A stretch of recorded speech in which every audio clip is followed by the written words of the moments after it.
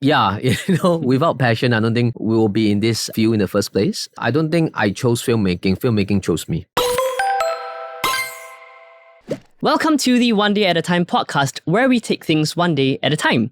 Today in the studio, we have with us Ray. Hello. Hi, Ray. Hello. Can you do a quick introduction for us? Okay, so I tell people I'm a struggling filmmaker, right, till now. I've been doing films for more than 10 years. I'm also a commercial director, so I direct commercials, online ads. I've been commissioned to do short films as well. I've done more short films than commercials, I feel. And I'm also an educator, so I do teach. So I teach in ITE, at ITE, and I also started teaching at Pathlight as a CCA teacher there. And most of the time, I actually is an adult educator. So I teach adults for the past maybe seven years now. So I've been busy sharing my knowledge. So I do wear multiple hats. I have a boutique production company. And yes, I'm now, I don't know, I'm in this junction, where I don't know if I want to continue becoming a content creator because pandemic, I transit from being a filmmaker and start creating video contents on TikTok. Yes.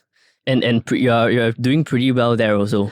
I don't know, man. Yeah, seems like it. So, today, I wanted to, just hear a little bit more from you, from how you even got to get into, how did you even get into the film industry and being a commercial director, and then how did you become an educator, and then how did you become a TikToker? You're basically a TikToker, right? So, before that, I just wanted to ask you, actually, I've always been slightly confused also.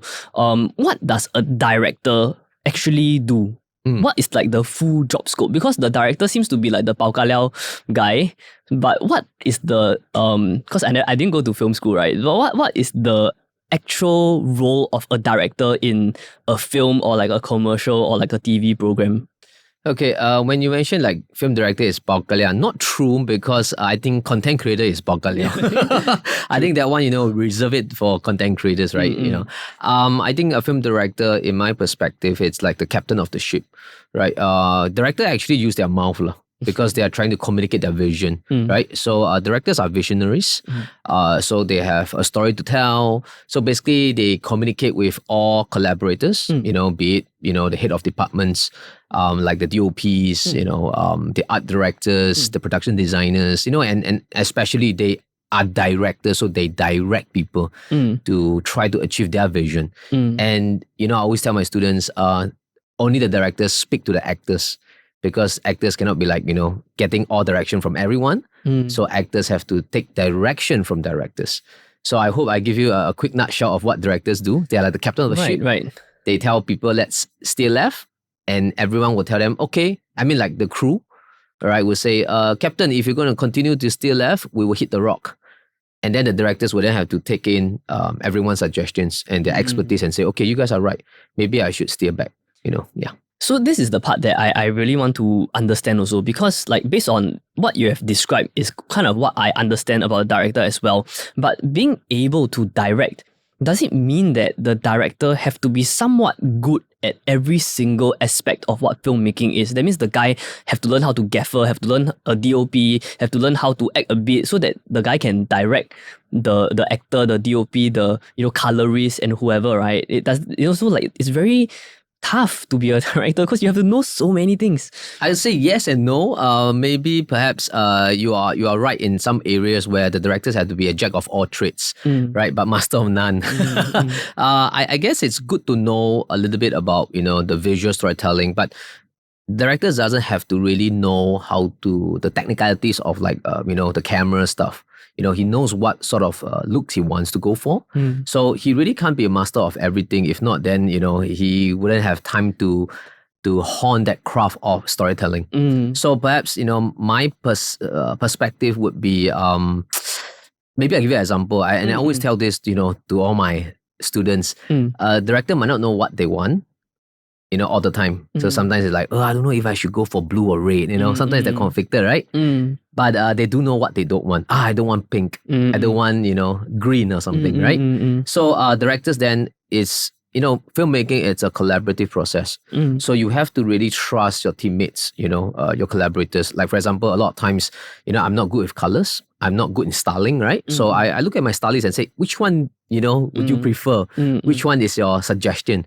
And I have to trust them. But I do know what I don't want. Right. So to your question, does the director have to know everything? No, the director doesn't have to. Right. But director have to have a vision. The directors cannot be always like, okay, whoever says A, they'll go along with A. Right. But directors needs to have, like I say, a certain belief in what they're doing. And I think if you ask me what directors should really have, it's storytelling skills. Yeah, I noticed, I also follow your TikTok and I watch your content from, the stuff you've been making lah, and I realized that there's a common theme in quite a lot of your videos, which is this storytelling thing that you mentioned quite a lot. Okay. The theme of storytelling keeps coming up. Even when you analyze like some films and stuff, you always talk about storytelling and things like that. So, in your opinion, do you think that one of the key skill sets a director or anybody who is directing anything needs to have is to learn how to storytell? Yes, I think so. I think telling stories it's extremely important. I believe that my forte is in storytelling because the technical part you can always learn. It's a technical skill. It's a hard skill. Yeah. But storytelling sometimes in the past I would say a director needs to be a good communicator, but not all directors are good communicators. I've Right. attended some film festivals, some master classes, and all these are really big directors. Have done award-winning movies, Yep. and in the business for more than 10, 20 years. And then sometimes they are like if you work with a really seasoned actress or actors, you don't even need to direct them. You just let them run the show. Right. So sometimes the director, less is more. They don't even need to tell people much, but they know that how they're going to edit the video, how they are going, the whole development process of making the film, the script. So I think there is different stages of storytelling. So to answer your question, I forgot what was your question. So like, but yeah, you're yeah. talking about storytelling, I Correct, guess. correct. We are all storytellers. Yeah, so that's my take. Right, so it's just whether the storytelling process comes in the pre-production, production, or post-production, right? Yes. So, in your opinion, right, having directed like some stuff over the past 10 years and like having taught people all these things, what do you think makes a good director? Wow. So just now, maybe I will repeat myself a little bit about what makes a good director. I guess everyone is trying to find their style, and there are directors that I admire, there are directors that I look up to, and I think it's their own way of telling stories. That trademark way of telling stories. When you look at a film, it's like, oh, that's Tarantino, oh, that's Nolan, that's Spielberg, that's Akira Kurosawa. So I guess there's no a benchmark to say that which director is better than one or another. I feel what makes a good director is maybe it's your belief and the perseverance to tell the story right in your way, So in the past, I actually do have an answer to your question. That's in the past. But now I've reached to a point where I feel, unless you're talking about commercial director, it's a bit different. No? If you're talking about a movie film director, then it's very subjective. Right, correct? right. But a commercial film director, then maybe there's a definition to it. Right, cause got KPI. Yeah, no, not just KPI. I think, you must be really a good communicator to all the stakeholders, the clients, the agencies, Right. Yeah, you have to put up a show, So I think that makes a good commercial director. Communication. Yes, communication. So, like, you have been doing this for a decade. What usually when people go into the creative field, whether it's like video, film, music, or whatever, arts and crafts, it usually starts with something that make them have this fire that, this is something that we want to do, because I think based on my experience and of course your experience, I think we probably can agree that being in the creative field requires a lot of grit and requires a lot of passion, because in the beginning it's going to be tough. Like unlike some other careers where there is a so-called path forward, right? You want to be a doctor, you go to med school. You want to be an engineer, you go study engineering, and chances are you are going to be able to find a decent job because our universities here are pretty good, right? Yep. Yeah, but like in the creative field, literally anything can happen. You can go to the best film school in the world, but still struggle lah, because it's a lot of hard work. So what is the thing or the turning point in your life that made you go like, hey, film, video, and being a storyteller is what I want to do? And yeah, what is that thing for you? Wow, it's a really a good question. And I think that's the question I think a lot of my fellow directors ask ourselves. If it's for money, I don't think we are in this field in the first place. Yeah, Would have sure. become a banker or something else, right? Yeah, for sure. But then, a lot of us sometimes we questions our decision to become a filmmaker. We look at, like, who knows, like Ryan do this toy review. It's like, how come a boy can earn so much money? And we question ourselves, what are we doing, with our life? Getting paid a very modest salary, be it for a TV job. And I think, without passion, I don't think we will be in this field in the first place. So I think I think it's easy to say, right? Everyone say, oh, passion. But I guess for my, how should I put this? For me, I don't think I chose filmmaking. Filmmaking chose me. Ooh, So wow. it's that sort of calling where, hey, since young I like to draw comic books. I like to tell stories. I like to draw my friends in the comic books when I was in primary school to secondary school, and try to sell them, but I don't really sell them. I only got one master copy, right? And then they will see like me trying to sort of like this imaginary storyline. If like people like to write diaries. I don't. I like to draw comics and then try to fantasize. Like I'm like the protagonist of that whole story. Right. So I like telling stories since young. So when I had the opportunity after I finished my studies, the tertiary studies, go to poly. I wanted to be an animator. You see, because I wanted to do drawings, right? Yeah. But then I realized animation is just too tough, man. Every frame we have to draw. So we did line animations back then. And I said, no, man, I want to tell stories. So that is why, when I tried videos, back then was videos, I realized, I fell in love with it.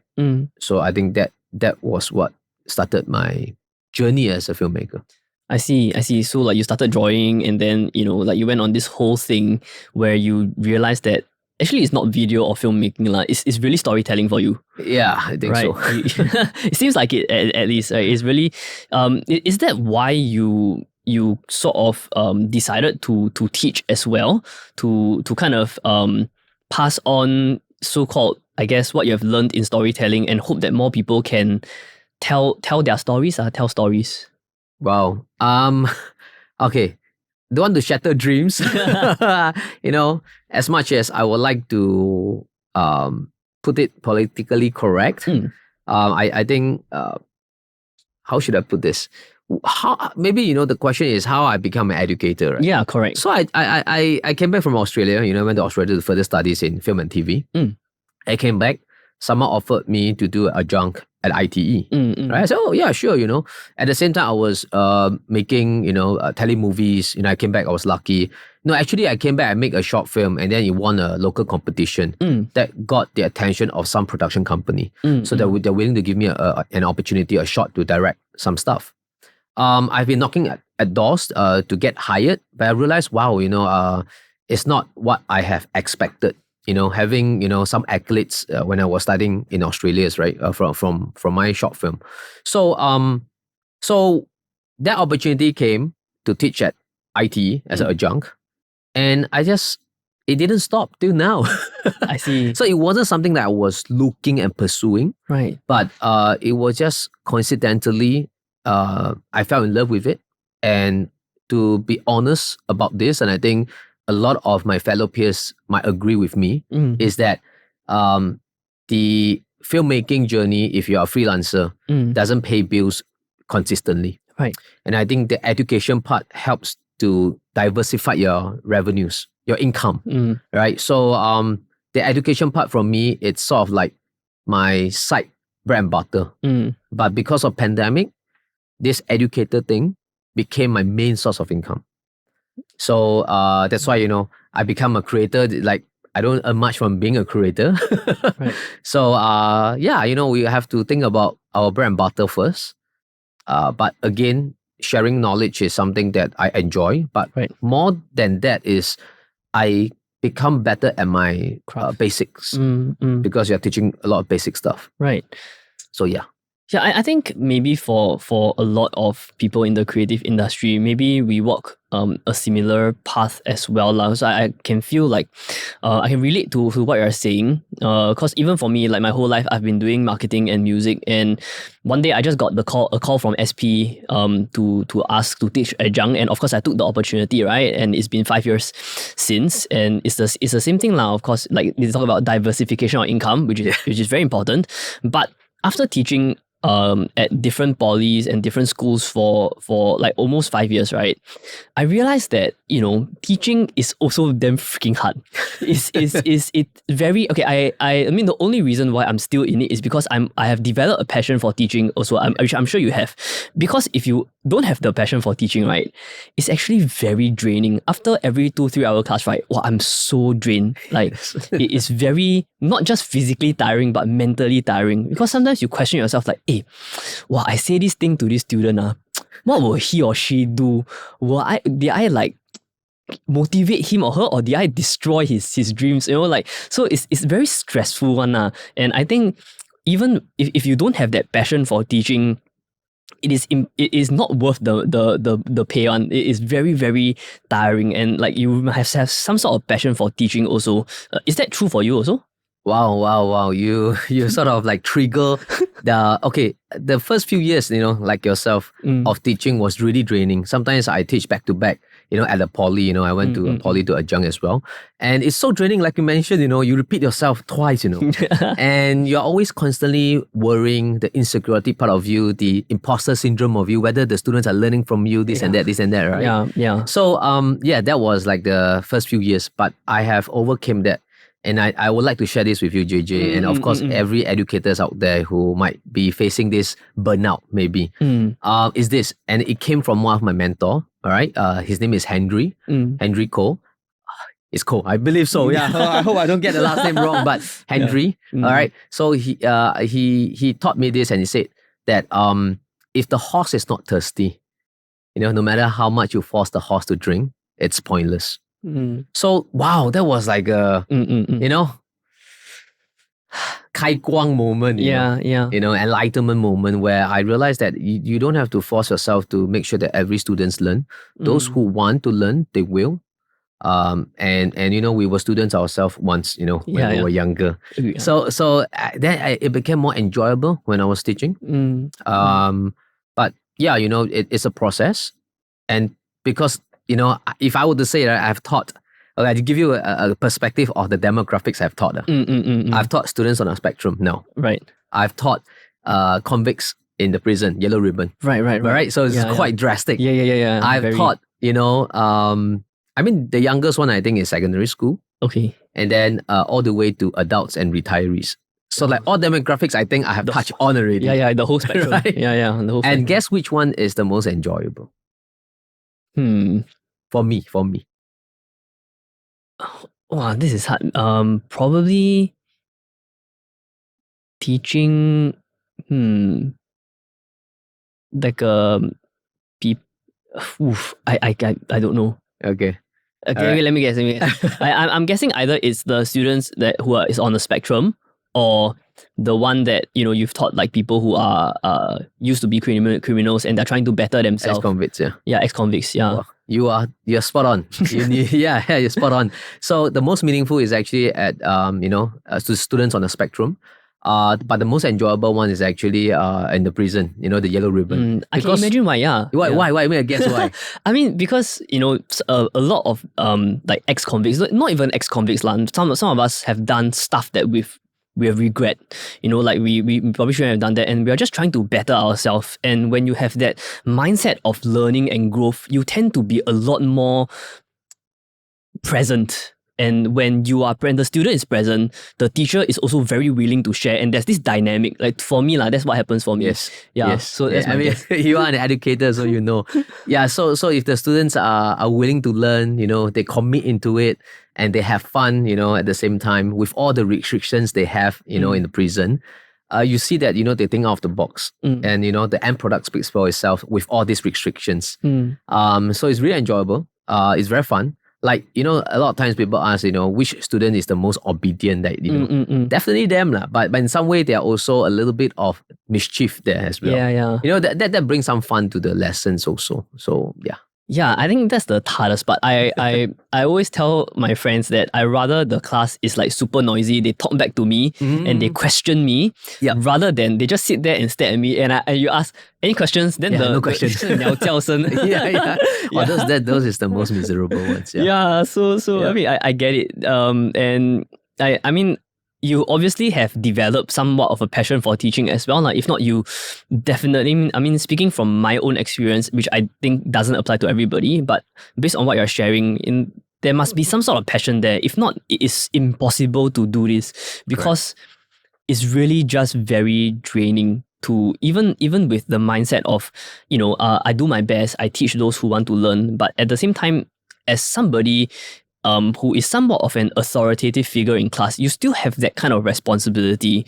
And like my personal education journey as a student is that there are people, lecturers or teachers in my life that make me better. Things that they say, even though they might not know I exist in class, things that they say follow me throughout the rest of my life. And similarly, there have been teachers who have not been very I don't know what's the word is, but woke maybe, and things that they have said have also scarred me forever. And holding that kind of responsibility as an educator is fortunately or unfortunately a part of the job, which I think is the most stressful and difficult part, because every word that comes out of your mouth, right, impact like lives. These thousands and thousands of people that you see, right? The guy can become super successful or the guy can fail in life because of something that you say. Yeah, right. Maybe I share one story. A lot of times I teach and I say I do my best, right? Whatever, I'm done with the module or the lessons, I wish them the best. And after a while, years in and out, I have people who say, oh, Ray, there's a student that talk about you. I said bad things, right? Because in the past when I started teaching, I was very strict, right? I might have offended or hurt, like you mentioned, or scarred some of them. Yeah. Because, depending on which school you're teaching, when I was teaching ITE, like back then, now cannot. Everyone have, glass heart. You cannot, say anything. So you have to be so sensitive with everything. And you realize that those that can really take harsh criticism are the ones that could grow. And not saying that all, but that was my previous mindset. But now I've come to a point where I realize it's all about expectation. You hope that they can learn 90% from what you are sharing, but ultimately, it's the process. It's their own pacing. Maybe at this time they cannot learn, but maybe down the road, a few years later, they will learn and recall. Maybe they can recall what you said to them. So everyone has their own pace, and I realize this is what I learned now, that you cannot force them to learn at this specific designated period of time. So a lot of times, you can tell them these big quotes, like, if I say, don't force the horse to drink, some educator at this point, they might not get it, you see. So they need to go through that phase. 2 years or maybe 10 months down the road. So that's my take. Now a bit more, how to say, chillax, more zen. That helps. So basically, I completely feel you also.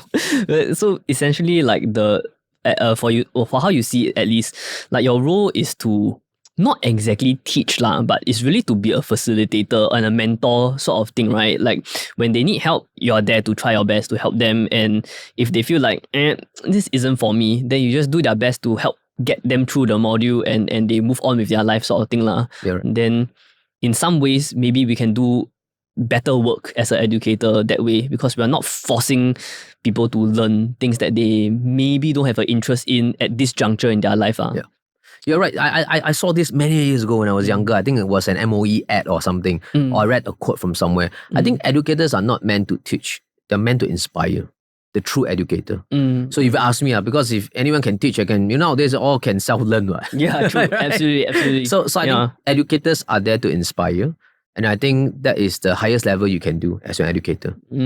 Because books are textbooks and, whatever information you can get everywhere. Now got ChatGPT, Like even YouTube, TikTok, you can learn anything. Yeah, precisely. Anything, man. Yeah. Yeah. Oh, amazing. I really, really like your mindset as an educator because I don't think all educators think this way, and sometimes it's quite painful to see that some educators, of course not all, there are so many good educators, but some educators are very harsh. Like myself, like in the beginning, and maybe you also, that sometimes we, instead of inspiring and helping the student, we end up, like demotivating them, which is very sad. Yeah, we all learn. Right. We all learn. We all learn.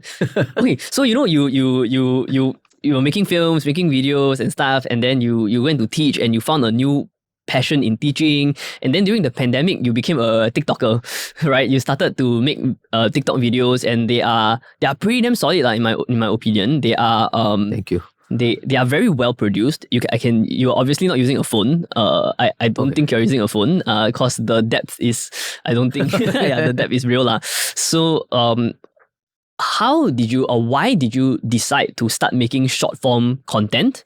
And how did that journey start?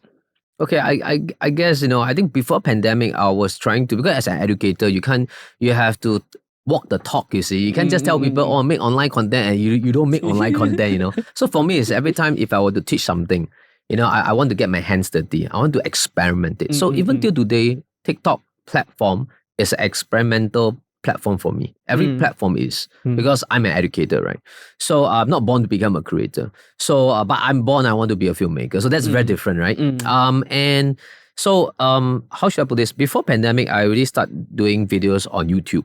But I didn't really seem to get, what you call that? I don't see any growth in it in terms of like maybe more followers or more views. Right. Even though, I know how to tell a story. So it's not really fitting the algorithm, and it's difficult because YouTube back then already is so saturated. Right.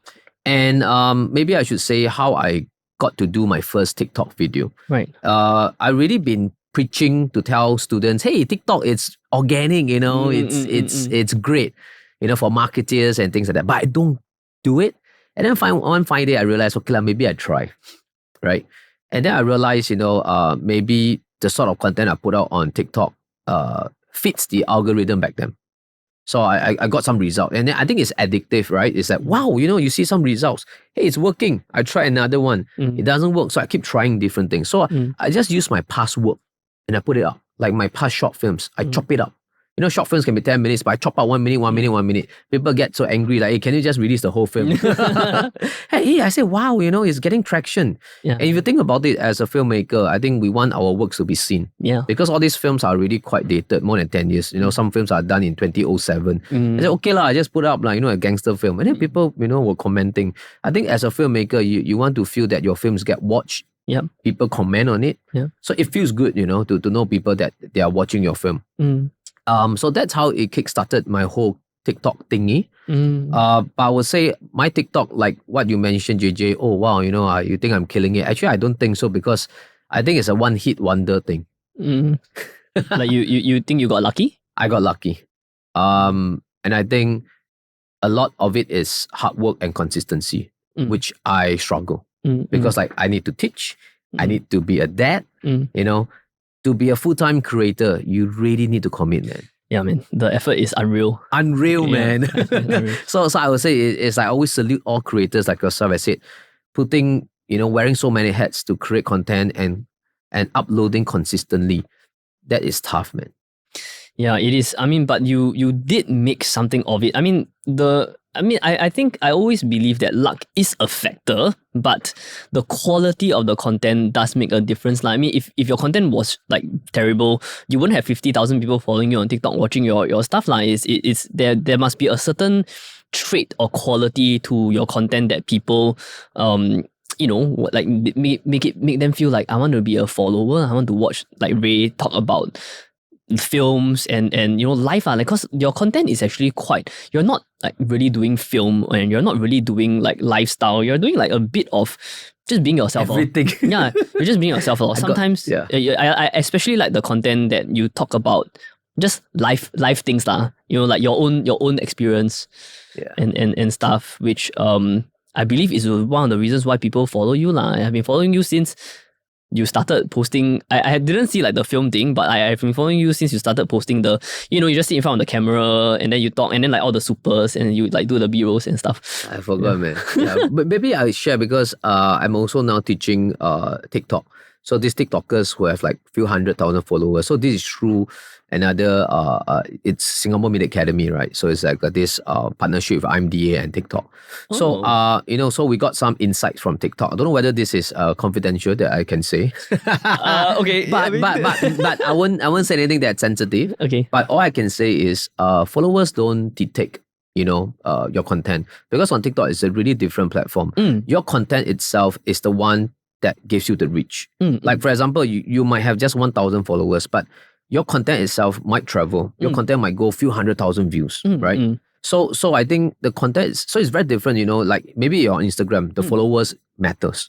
But if you ask me on TikTok, I got lucky. I got to be honest with you, you know, I don't really share this kind of thing, but I do share it openly every now and then.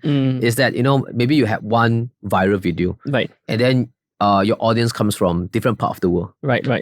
So it's like, it could be Philippines and, you know, United States. Right. But how much do they constantly follow you? If you go to the statistics, you look at all the videos, right? Most of my content, it's because it's been featured under the For You page. Right. Then it gets views. Right. But the followers is like 1%. So if let's say I have 50,000 followers, only 1% is what? 500? Yeah. So 500 is looking at your content is like, you know, worse than my Facebook. I mean, yeah, I agree with you. And I think for many creators who use TikTok, we you know, notice this also lah, that the number of followers don't necessarily dictate how well your content does. But for me personally, I feel like the people who choose to click into your profile and click that follow button still is a metric to look at, because it's very easy to scroll past the content, but the guy or girl or whoever, the puppy watching the video, decided to spend another 5 seconds of his life to click inside your video, to click inside your profile and click the follow button. That is 5 seconds of his life or her life that she invested in your content that they cannot get back. That must mean that your content has resonated with them to some degree. Whether they see your content ever again or not, I feel like that is very valuable. And yes, numbers are numbers. If we keep chasing numbers, it's a never-ending game lah. But I think it reminds us that, you know, like if we continue to work hard and put effort into making what the best thing we can for people, and there are so many, like 50,000 people invested 5 seconds of their life to follow you, and that is 50,000 times 5 seconds that these people can never get back. That's so valuable to me lah, in my opinion. Thank you. Yeah. I still feel I got lucky. and I yeah lah. But you know, it's a lot of hard work lah. But yes, I get it. Thank you very much. Hard work is a non-negotiable, right? For things that like we do. And like you said, I really, really like what you said. Even though, you know, you have been doing this for a decade, very, very long compared to a lot of people who try to do 1-2 years and then, you know, they go out and find something else to do. You've been doing this for quite a while. You've got a family to feed, you've got a life, you've got some mortgage to pay or whatever, and you're still doing this, and it's been so long, and you're still like you said just now off camera, like you feel like you're still learning and you're still a work in progress. You're not like some expert, you know, even though you have won awards, you have won some competitions, you have done some like notable works, and you know, worked with some notable companies and things like that. You're not an expert lah. You're still a work in progress, which I really, really like what you were saying just now. So I guess what I'm quite curious to know is, what's next for you? You think, you know, now that you have experience as a filmmaker, you're teaching not just like students from poly, right? Teaching all sorts of people storytelling, filmmaking, and now you're also teaching other content creators how to, you know, get better content out there. And you are also a TikToker yourself, like you're also like content creator, albeit you've kind of paused it for a little while, but you know, you've done all these things. What do you feel like is next for you? What are you like gunning for? Well, it's I'm coming to my 40s. And I realized, you know, I had this, you know, I think it's the age where you start thinking about meaning in life. You know, I have 2 kids. And of course, you know, when you're young, you want to make the most money while you are still young so that you can live it for your family, right? The revenue part. So I've been chasing money for some time now, ever since I started my family. But at this point, I've been questioning, a lot of times I think I go into mild depression about, having this dilemma, what should I be doing next and this and that, right? So I've been doing a lot of soul searching recently, and I think, wow, it's a very timely thing that you invited me on this podcast. I've always wanted to make a movie, right? And there's a lot of opportunities that comes and go, but I think that's going to be like what do you call that? Like a bucket list for sure, right? To make a movie, and I think I'm done. Whether it's not going to be a box office sort of movie, but a movie that I want to do, right, on my terms, right. So that's one. One. But second thing is like going back to creating content. Why I had a pause? I think I have to start searching for myself again, the identity, and not chasing after the algorithm, after the views. So I don't mind even if my videos have like, a few thousand views, and that's fine. Or a few hundred views, that's fine. But I want to know that video have connected to that 5 people that make, some meaning and sense and purpose to it. So I think that is what I'm chasing now. Not so much about the numbers, the vanity, the matrix. Matrix, sorry, not matrix. Not in the matrix, metrics. So I think that's what I hope to do. Like recently, I did a pro bono video for a charity organization. It's called ARC. And it's an organization that helps kids battle with cancer, right? And I think that's really meaningful. And then suddenly I felt the burning, that passion back again. Like, hey, I have this skill set of storytelling. Should I be doing something that will, be of a purpose and have some meaning to it? And I think that's something that I hope I can continue to do. Instead of like, make some entertaining video, I got some views, and then I get some brands and say, hey Ray, do you want to do this? And then I do some silly stuff, and then I realize, yes, it's money, but I still feel it's sort of shallow and empty. Yeah, I agree with you. I completely. I mean, obviously, I've also been doing some soul searching, and it's. I mean, I think for a lot of people who are in the creative field, is always constantly asking ourselves, what's next? What is the right thing to do? And like we will never really have the answer, lah, right? But we have a direction, like what you just mentioned. And I often find that chasing numbers, chasing metrics, chasing money is the sure path to a burnout, lah. Because I mean, I've burnt out a lot of times myself, and I'm sure you have too. But like what you just mentioned, which is that, just focus on putting out or like doing the stuff that you love the most, you're most passionate about. And over time, there are people that will come to appreciate it, even though it's just 500 people, 5 people. But those are 500 people that dedicate half an hour of their life to watch your thing, lah, and that is very valuable. So I hope that, you can continue doing this also, and I hope to see your movie. Thank you. Someday. Thank you so much, JJ. Thank you for inviting me, man. Of course, thank you for having us. I thank you for coming on to the show. I really, really enjoy our conversation today because it's very relatable to me, and I'm sure it's very relatable to a lot of my students and a lot of my friends who are content creators and really just trying to live out their passion, live out their dream and things like that. And hey, if anybody's watching this and want to sponsor Ray's indie movie, please leave him an email and stuff like that. I'll leave his contact details at the bottom of the description. But in the meantime, can you just share with our audience who are watching where they can find you if they want to connect with you? All right, if you Google my name, Ray Pang, RayPang, it should come out somewhere, if you want to find me directly. What social media handles? I don't know. Yeah. What's your TikTok handle? Is it Ray Pang YH? I think. Yeah. Okay. Yeah. Thank you so much, Ray, for joining us today. Thank you. And I hope that you get to make your movie. Thank you so much, JJ. Thank you very much. Thank you. Thank you so much for watching, and we'll see you next time on the One Day at a Time podcast. Peace.